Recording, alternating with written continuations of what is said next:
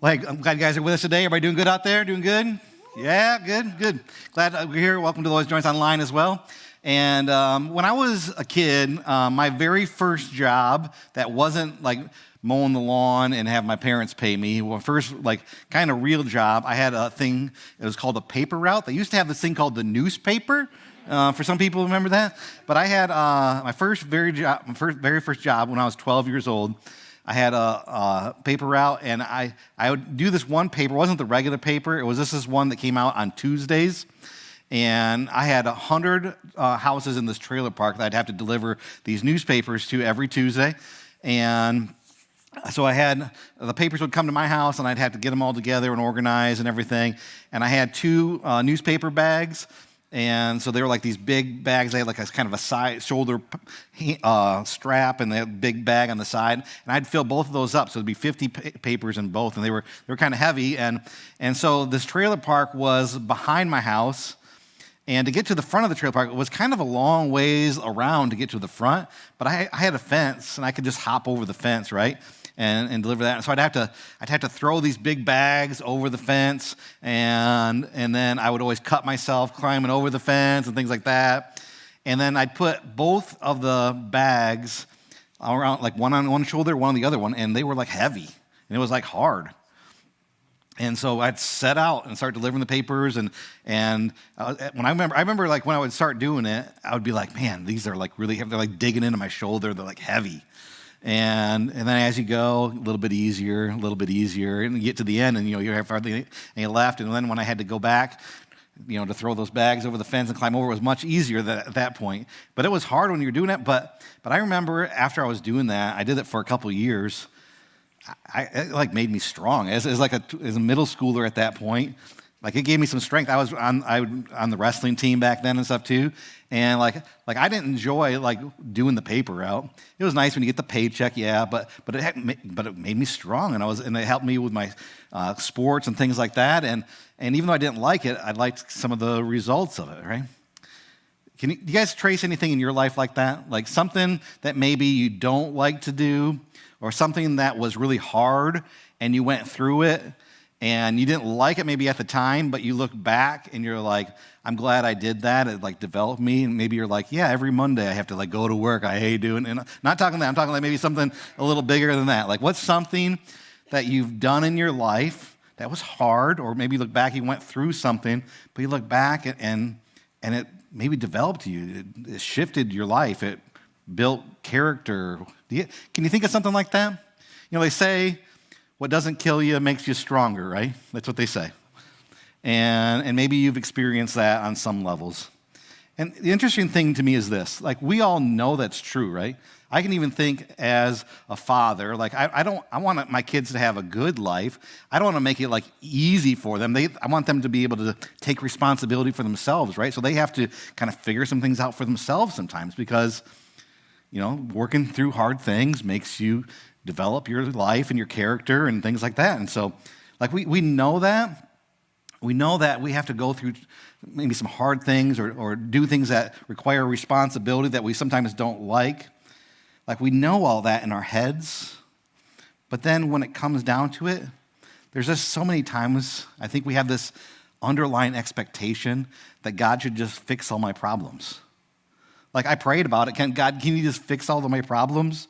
Or there's just kind of this underlying expectation that our life should be easy and carefree, that we shouldn't have problems. And like sometimes we get mad at God when life isn't easy, or sometimes we wonder, is God mad at me when life isn't easy?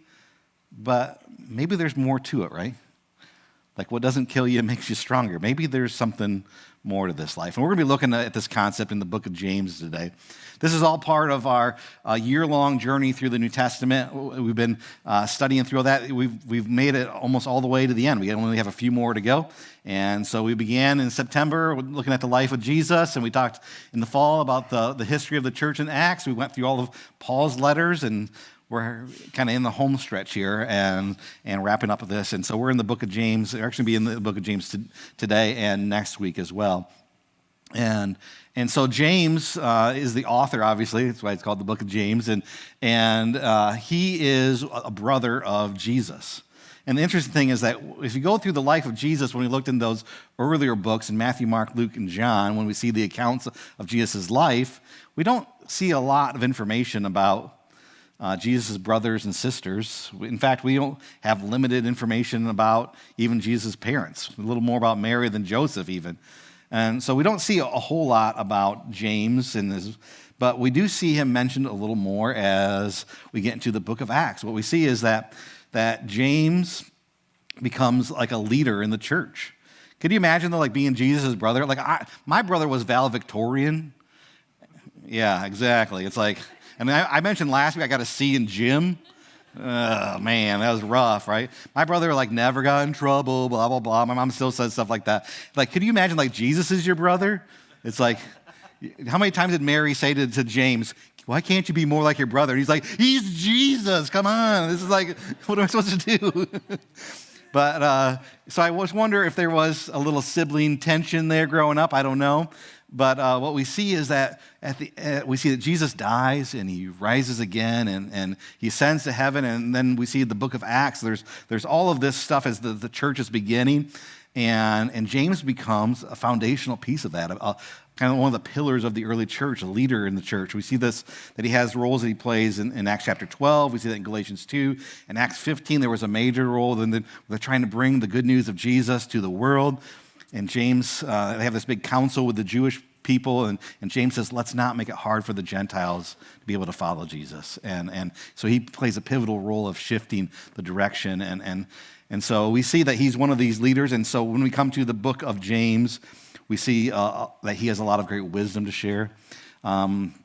Tim Mackey is one of the guys from the Bible Project. They shared about the book of James. It's a lot of he's probably influenced by the book of Proverbs, by the Sermon on the Mount, a lot of wisdom, a lot of quick hits kind of information, kind of like in your face, blunt, kind of calling us to follow after Jesus. So we're going to look in the book of James today and next week. We're going to be in chapter 1 today.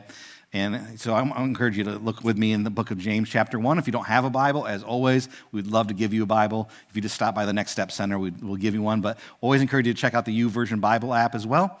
And this is a great resource just to have the Bible always with you. And you can follow the journey in there, and we have Bible reading plans. Some of you have taken the challenge this past year to read through the whole New Testament, and so we have a Bible reading plan for the book of James. You can do that this week. We're in there for these, like I said, this week and next week. It's only 5 chapters long, so this is an easy read. Maybe this week, Monday through Friday, you read a chapter each day, and you can work your way through there. So I encourage you to do that.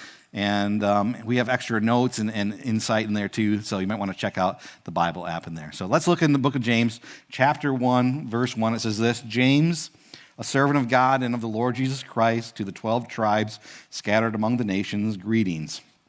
And then he says this, he jumps right in. He's like, hey, this is James, and now I'm going to like punch you in the face with something. That's kind of how it goes. There's no kind of hesitation. He just jumps right in. He says this, consider it pure joy, my brothers and sisters, when you face trials of many kind, because you know that the testing of your faith produces perseverance, and let perseverance finish its work so that you may be mature and complete, not lacking anything. Let's look a little closer at that. He says, consider it joy when you go through trials. What? Consider it joy to face hard times? Like, why would we do something like that? Like, why would we think this is fun to go through something that's hard? And it kind of comes down to where we started, right? What doesn't kill you makes you stronger. But he's saying here in this sense, if you face trials, what this is it's a testing of our faith.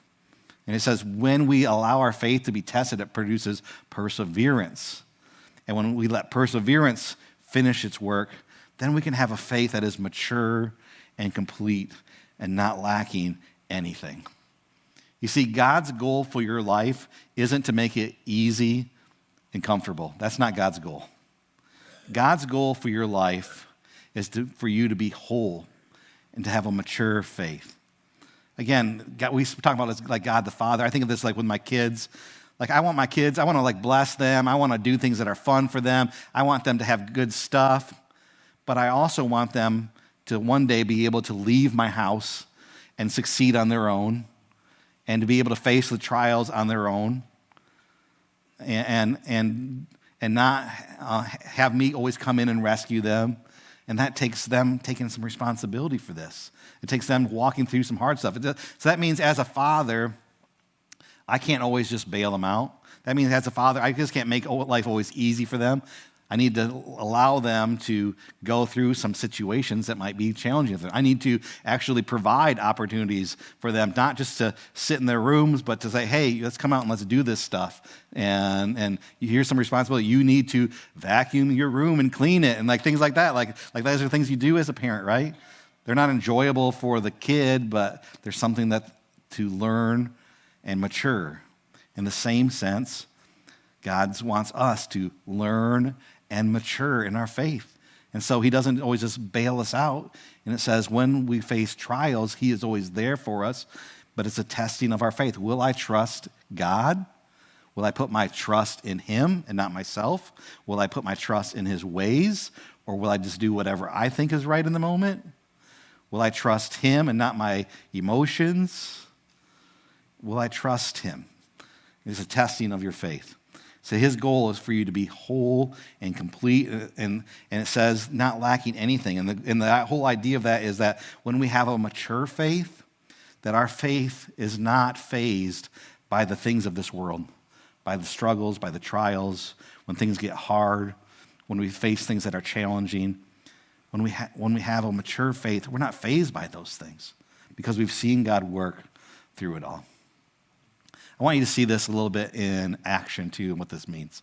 So Jeannie is going to share her story with us on video about how she walked through some hard times and how she considered it joy and saw God work through that. So let's check out her story.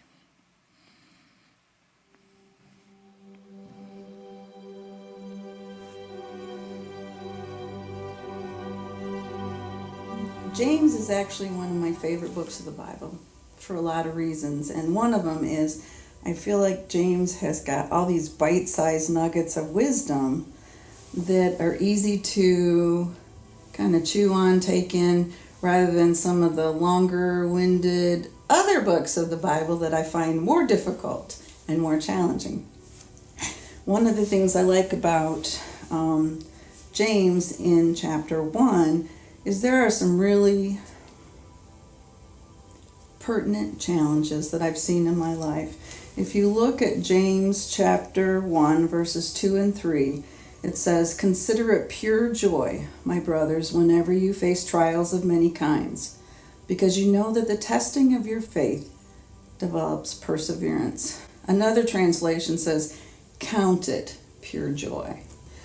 Well, it's kind of hard to get excited about this idea of joy, because to me, joy tends to be, let's throw a party, throw the confetti, have the cake, rah-rah, have some fun. But that's not the kind of joy that this is talking about. It's a different kind of joy, and I've seen that in my own life. I think looking at that joy from a different perspective can make a huge difference in the midst of trials and suffering. Many people know my husband Jerry, and about 6 years ago Jerry was diagnosed with cancer, and we went through the battle of one cancer diagnosis, then another cancer diagnosis, some heart attacks thrown in, some visits to the hospital for bladder cancer. I mean, it just snowballed. But God kept reminding me to count the joy. And I would have this ongoing wrestling match about, okay, well, how do I do that? What does that really mean? And if you're going to count it joy, that means you're paying attention to the things around you. You're paying attention to where you see God in that process. And so I actually started recording it. I kept a prayer journal, and I would write down all those things that I could count as joy in the midst of suffering. It wasn't rah, rah, rah, he's hurting. It was, wow, I see God in the midst of this. I see God's faithfulness even in the midst of the suffering. My family were recipients of the Journey Church coming and taking care of our leaves in our yard 2 different times. For those of you who've never been a part of that, you have no idea how much that meant to me. I hate doing the leaves. I really hate doing the leaves. It's not a fun thing. But to have Journey people be hands and feet of Christ, to me, was an incredible thing to put in my journal of, I see God's presence and I can find joy in this because I have a tangible thing of seeing God at work. And I think you have to look at even the little things to find joy in the suffering. Did the sun shine today? Well, then in Michigan, you better be excited about that because, we don't get that a lot in the wintertime. Do you have food on the table?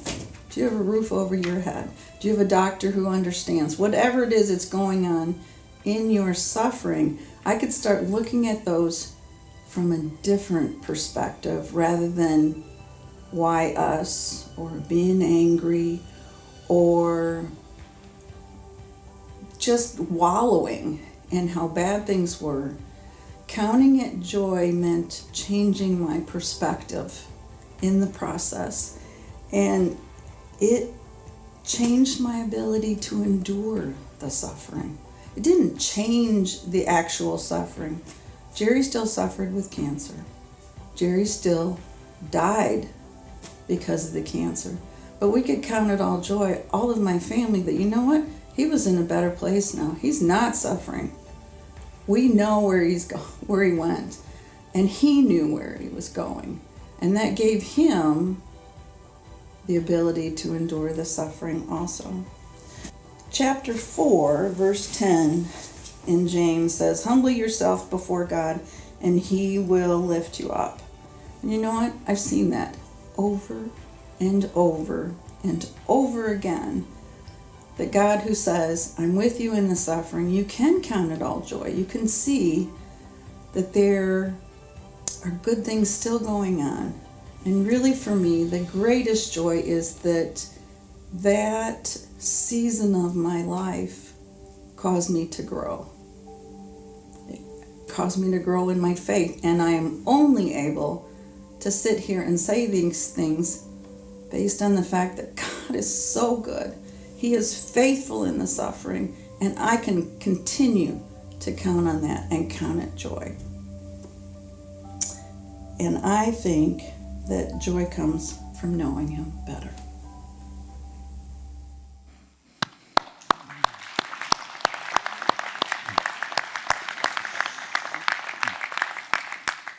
She said some key things.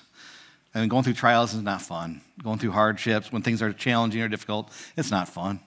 But it's a shift of our perspective to be able to count it as joy, to be able to know that even though this is hard, this is a chance for God to work in and through my life, to grow my own faith. And I think that her story, it really just sums that picture up that we've been talking about so well.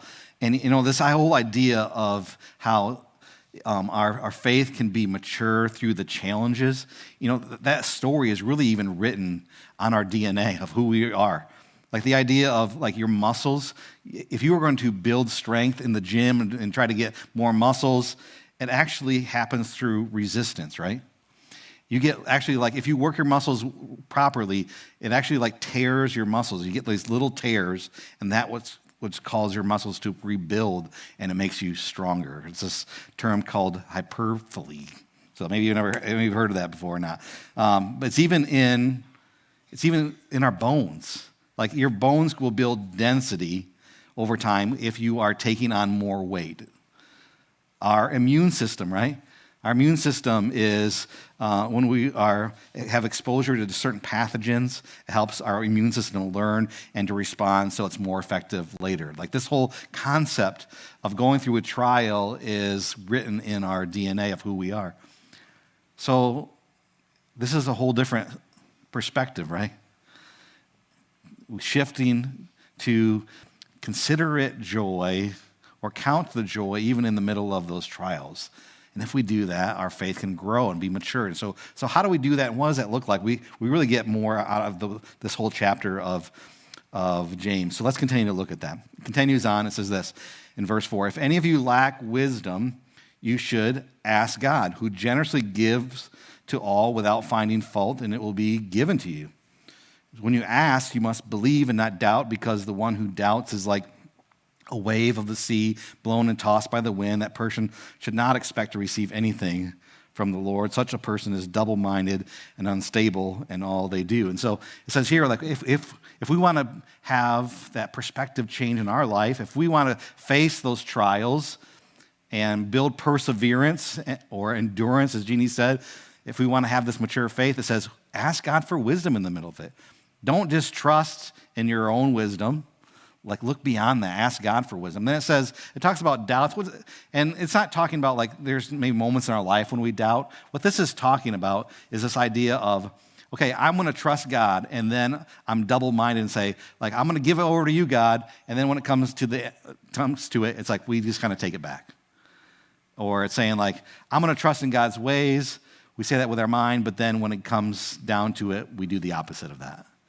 So that's what it's talking about here. So it's saying, it's not talking about doubt so much as you're doubting, is God going to come through? We pray and we ask for wisdom. We ask for God to guide us. We ask him to help us through a challenging situation.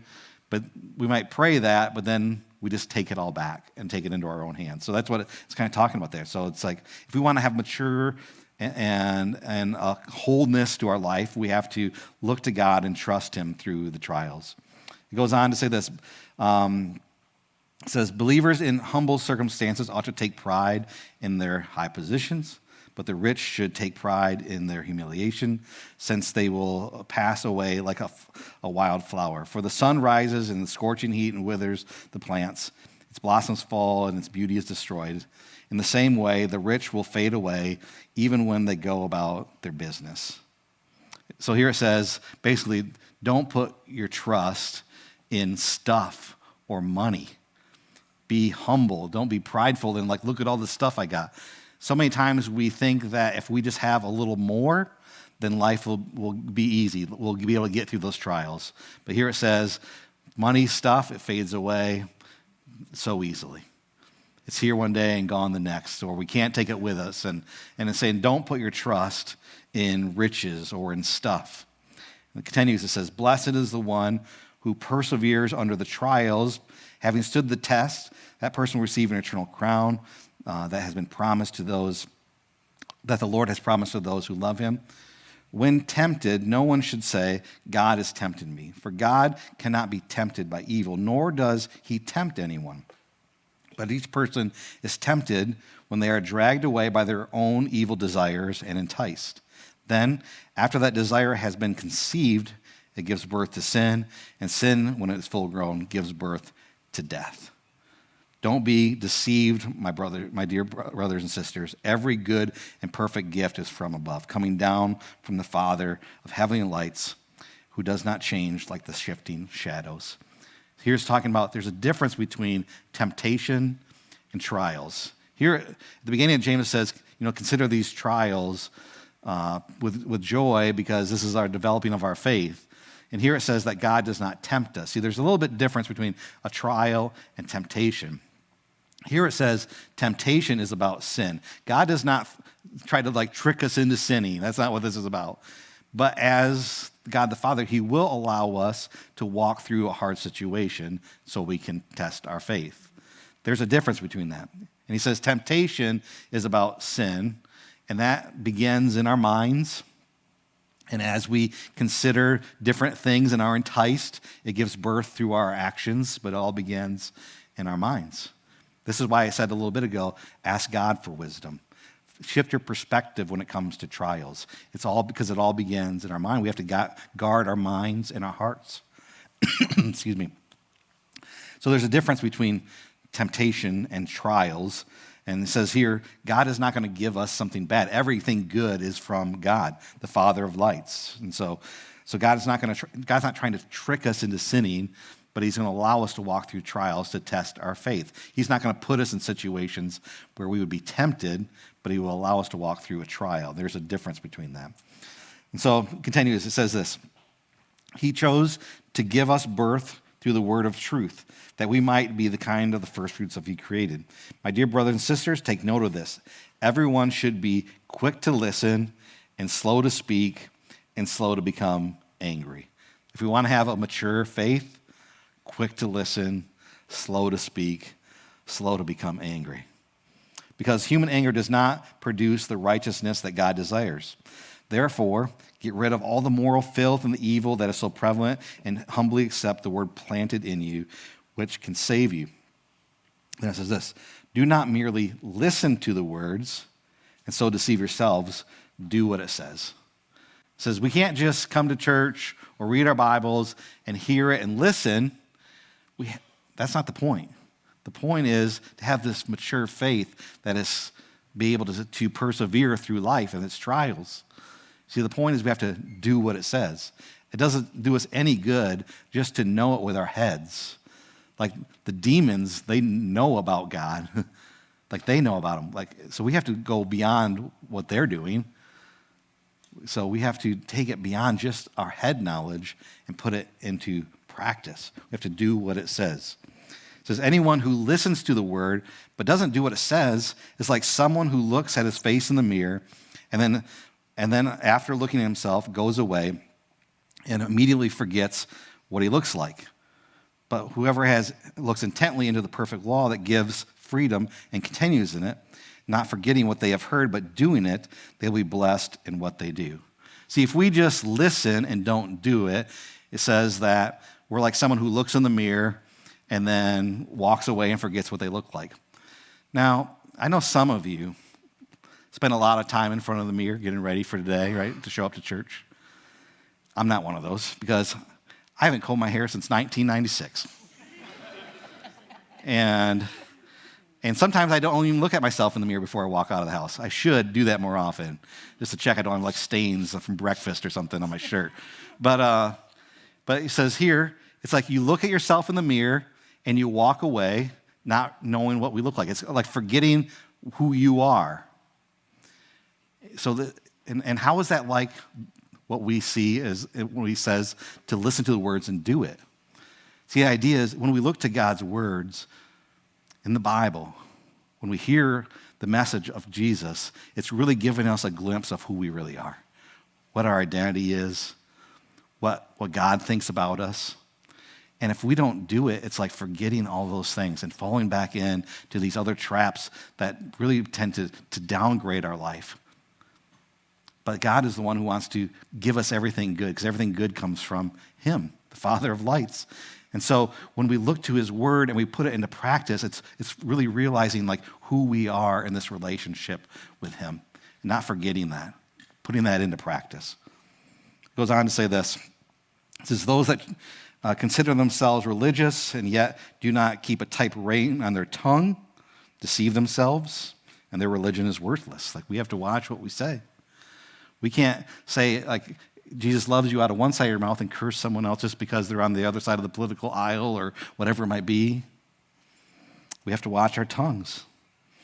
It says religion that God our Father accepts as pure and faultless is this, to look after orphans and widows in distress and to keep oneself from being polluted by this world. True religion, true things is putting his word into practice, letting it shape how we treat other people, looking for the less fortunate, not just living about a self-focused life, but looking to care for others, being about relationships with God and other people. So there's a lot of great wisdom in James chapter 1, and he really expounds upon it, and we'll see this in the next weeks, but it comes down to this, like, what does it mean to mature in our faith? What steps can we take to become mature in our faith? And we saw this today, persevering through trials, asking God for wisdom, dealing with the sin in our life, being quick to listen, caring for the less fortunate, caring for others, putting our faith into action. These are the steps towards a mature faith. And so as you look through that, maybe there's one that kind of stands out to you. But I want you to think about it this way too. All of these steps require some challenges, sometimes trials, right? And maybe you might be in a trial right now where you're trying to care for others, but you find that challenging because You're trying to look beyond yourself and not just be a self-focused life. Maybe you're facing a trial in that sense. Maybe you're facing a trial on being quick to listen because you find yourself getting angry because you're quick to speak. Or maybe you're in a challenge right now where you're looking to make good decisions and you're trying to find direction in your life. Maybe you're going through this trial of, can I trust God and not just take it into my own hands? Can I not let my emotions get the best of me, but can I listen to God and follow his ways? Maybe you're in a trial of putting your faith into action and just like, I get so distracted throughout the day, I'm not even thinking about this, and I need to allow God to shape the direction of my life and not just know about it. All those things are going to require some sort of challenge or trial to walk through. But again, if we take that challenge and we trust God through it, trust him and his ways, we can get to this point where our life isn't lacking. We can have a mature faith. We can become whole. And that's what God's desire is for you. And that's what we see in James chapter 1. I'm going to ask you just to close your eyes with me. Maybe just consider this for yourself. How do you need to shift your perspective? What trials are you walking through? Maybe in this moment, ask God to shift your perspective as you face something challenging, something hard. Ask him that he might use the situation to grow your faith, to grow your life, to experience more of him.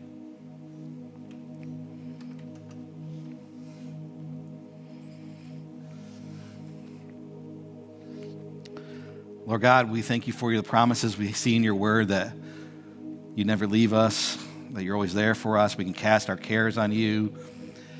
And God, help us not to put the expectation on you just to make our life easy or comfortable.